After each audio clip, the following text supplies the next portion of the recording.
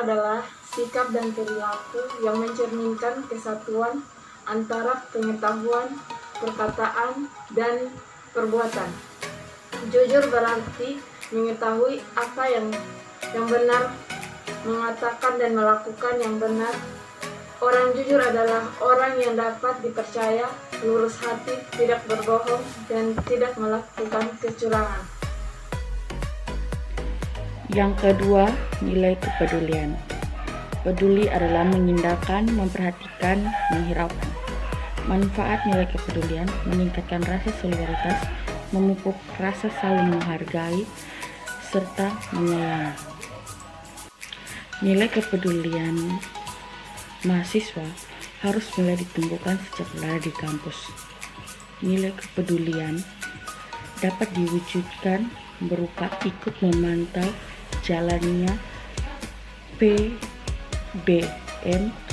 dan sistem pengolahan sumber daya di kampus. Yang kedua, memantau kondisi instruksi lingkungan di kampus. Yang ketiga, jika ada teman yang terkena musibah, mahasiswa dengan sukarela membantu. Dan masih banyak lagi nilai kepedulian yang dapat diwujudkan mahasiswa. Yang ketiga, nilai kemandirian. Mandiri berarti dapat berdiri di atas kaki sendiri. Artinya, tidak banyak bergantung kepada orang lain dalam berbagai hal, di mana kondisi bagi seorang mahasiswa dapat diartikan sebagai proses pendewasaan diri, yaitu dengan tidak bergantung pada orang lain untuk mengerjakan tugas dan tanggung jawabnya. Untuk masa depan, di mana seorang mahasiswa tersebut harus mengatur kehidupannya dan orang-orang yang berada di bawah tanggung jawabnya. Tidak mungkin orang yang tidak dapat mandiri akan mampu mengatur hidup orang lain. Manfaat kemandirian. Yang pertama, membentuk karakter yang kuat pada diri individu untuk menjadi tidak tergantung terlalu banyak pada orang lain. Yang kedua, mengoptimalkan daya pikir guna bekerja secara efektif. Nilai kemandirian dapat diwujudkan. Yang pertama, mengerjakan soal ujian sendiri. Yang kedua, mengerjakan tugas-tugas akademik secara mandiri. Yang ketiga, menyelenggarakan kegiatan kemahasiswaan secara swadana. Nilai yang keempat adalah disiplin. Disiplin merupakan kunci utama dalam kehidupan mahasiswa. Ketika mahasiswa telah dapat mengontrol dirinya agar mampu bersikap disiplin dari dalam hatinya, maka mahasiswa tersebut akan lebih mudah menjalani kehidupan dan kewajibannya sebagai mahasiswa. Kedisiplinan sangat penting bagi mahasiswa, terutama terhadap tingkat keberhasilan mahasiswa dalam mencapai tujuan pembelajaran yang ingin dicapai. Nilai kedisiplinan pada mahasiswa dapat diwujudkan dalam dua hal. Yang pertama, mampu mengatur waktu untuk menyelesaikan tugas dengan baik, dan yang kedua, patuh pada peraturan yang berlaku di kampus. Kelima adalah tanggung jawab. Tanggung jawab adalah keadaan wajib menanggung segala sesuatunya kalau terjadi apa-apa, boleh dituntut, dipersalahkan, dan diperkarakan. Seorang yang memiliki kesadaran bahwa segala tindak tanduk dan kegiatan yang dilakukan akan dipertanggungjawabkan sepenuhnya kepada Tuhan Yang Maha Esa, masyarakat, negara, dan bangsa. Mahasiswa yang memiliki rasa tanggung jawab akan memiliki kecenderungan menyelesaikan tugas lebih baik dan akan memperoleh kepercayaan. Tanggung jawab merupakan nilai penting yang harus dimiliki oleh mahasiswa. Penerapannya yaitu yang pertama, memiliki prinsip dan tujuan arah masa depan. Yang kedua, memiliki sikap yang menonjolkan generasi penerus, nakes yang berguna dalam pengembangan profesinya.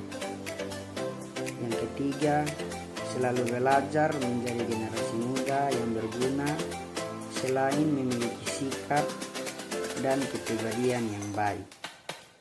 Yang keempat, mengikuti semua kegiatan yang dijadwalkan. Yang kelima, menyelesaikan tugas dan praktik secara individu dan kelompok dengan baik dan tepat waktu. Yang keenam, kerja keras.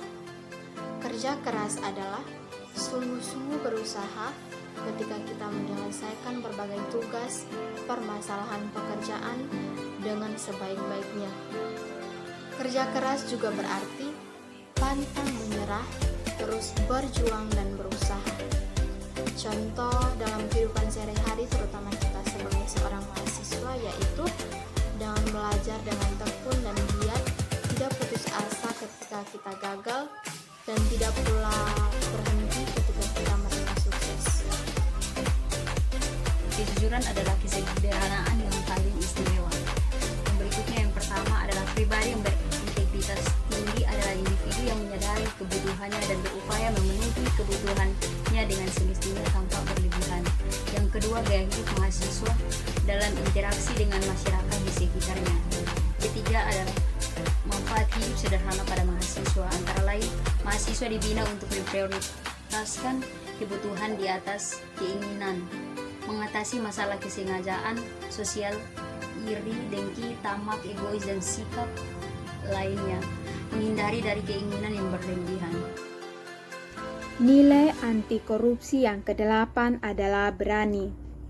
Keberanian diartikan sebagai sifat yang berani menanggung resiko dalam pembuatan keputusan dengan cepat dan tepat waktu. Mahasiswa yang memiliki karakter kuat yaitu 1. Mampu melaporkan kecurangan. 2. Berani menyatakan kebenaran. 3. Berani untuk mengakui kesalahan. Dan 4. Berani bertanggung jawab. Contoh penerapan nilai berani oleh mahasiswa diantaranya 1. Berani bertanya pada dosen jika ada hal yang tidak dimengerti. 2. Mengemukakan pendapat ketika berdiskusi atau maju ke depan untuk menyelesaikan tugas yang diberikan. Nilai berani diperlukan untuk menerapkan kebenaran yang membuat mahasiswa menjadi menguasai masalah yang dihadapinya. Nilai anti korupsi yang berikut, nilai sikap adil. Adil adalah sama berat, tidak berat sebelah, dan tidak memihak. Keadilan adalah penilaian sesuai dengan apa yang menjadi haknya, yakni dengan bertindak proporsional dan tidak melanggar hukum.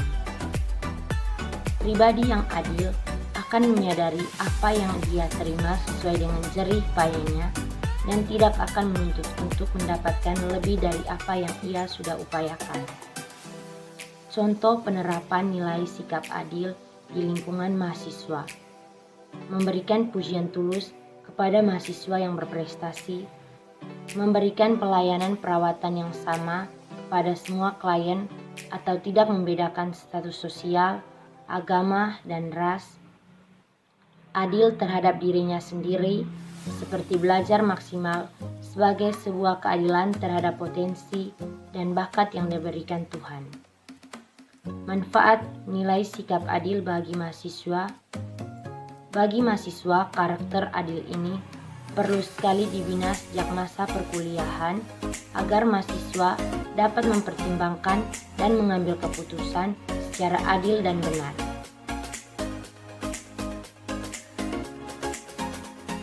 Prinsip-prinsip anti korupsi. Prinsip yang pertama, akuntabilitas. Akuntabilitas adalah kesesuaian antara aturan dan pelaksanaan kerja.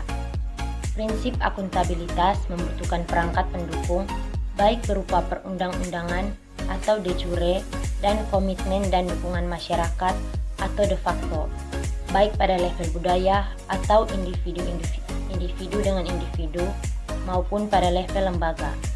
Contoh penerapan prinsip akuntabilitas di lingkungan kemahasiswaan. Sebagai seorang dosen, penerapan prinsip akuntabilitas dapat dilakukan salah satunya ketika melaksanakan perkuliahan. Di dalam kelas, sebagai dosen juga merangkap sebagai pimpinan yang menerapkan prinsip, memberikan teladan, membangun semangat, dan memberikan dorongan. Sebelum melaksanakan pembelajaran semester, dosen harus menyiapkan LPS. Selanjutnya, di awal perkuliahan, ia juga memaparkan kontrak kuliah yang mengacu pada aturan yang berlaku pada unit dosen bekerja. Sehingga jika ada mahasiswa yang melakukan pelanggaran sebagai bentuk integritas, maka akan ia tindak sesuai dengan peraturan yang berlaku. Yang kedua, prinsip transparansi. Prinsip yang mengharuskan semua proses kebijakan dilakukan secara terbuka, sehingga segala bentuk penyimpangan dapat diketahui oleh publik. Perlunya keterlibatan masyarakat dalam proses transparansi.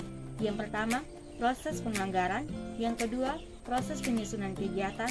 Yang ketiga, proses pembahasan. Yang keempat, proses pengawasan. Contoh transparan. Yang pertama, memberitahukan anggaran dana kegiatan mahasiswa seperti surat pemberitahuan yang berisi rincian biaya jika ada kegiatan membeli barang atau iuran mahasiswa. Prinsip anti korupsi yang ketiga yaitu kewajaran. Prinsip kewajaran bertujuan untuk mencegah praktek ketidakwajaran atau penyimpangan dalam segala level kehidupan. Prinsip ini dapat diterapkan oleh mahasiswa agar dapat bersikap lebih waspada dalam mengatur aspek kehidupannya seperti perkuliahan, sistem belajar, maupun dalam organisasi dan memiliki kualitas moral yang lebih baik. 5 langkah penegakan kewajaran diantaranya 1. Komprehensif dan disiplin. 2. Fleksibilitas. 3. Terprediksi. 4. Kejujuran. 5. Informatif. Prinsip yang keempat, kebijakan. Kebijakan berperan untuk mengatur tata interaksi agar tidak terjadi penyimpangan yang dapat merugikan negara dan masyarakat. Kebijakan anti korupsi ini tidak selalu identik dengan undang-undang anti korupsi, namun berupa undang-undang kebebasan mengakses informasi, desentralisasi, monopoli maupun lainnya yang dapat memudahkan masyarakat mengetahui sekaligus mengontrol kinerja dan penggunaan anggaran negara oleh para pejabat negara. Prinsip anti korupsi yang kelima adalah kontrol kebijakan. Kontrol kebijakan merupakan upaya agar segala kebijakan yang dibuat betul efektif dan juga dapat mengeliminasi semua bentuk korupsi. Bentuk kontrol kebijakan dibagi menjadi 3 bentuk, berupa partisipasi, evolusi, dan juga reformasi. Prinsip kontrol kebijakan dapat mulai diterapkan mahasiswa dalam kehidupan kemahasiswaan di kampus.